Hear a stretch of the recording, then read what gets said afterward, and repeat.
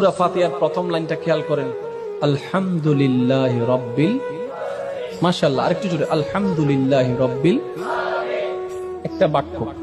এর পরের বাক্যটা একটু খেয়াল করেন, আর রহমানির রহিম।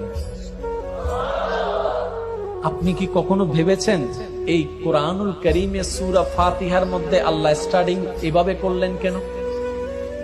আর রহমান কার নাম? আর রহিম, যুবক ভাইরা বলুন কার নাম? আল মালিক কার নাম? আল কাদের কার নাম? আল আজিজ কার নাম? আল রউফ কার নাম? এতগুলা নাম থাকতে আল্লাহ কাদের তো ব্যবহার করলেন না, মালিক তো ব্যবহার করলেন না, কুদ্দুস তো ব্যবহার করলেন না, রহমান এবং রহিম কেন ব্যবহার করলেন?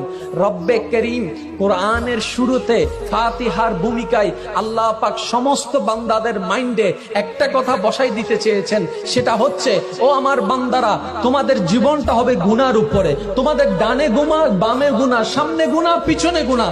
এমন একটি সময় আসবে তোমরা গুনার সাগরে ডুবতে থাকবা, কিন্তু তোমরা নিরাশ হয়ো না। আনার রহমান ফিদ দুনিয়া ওয়া আনার রহিম ফিল আখিরা।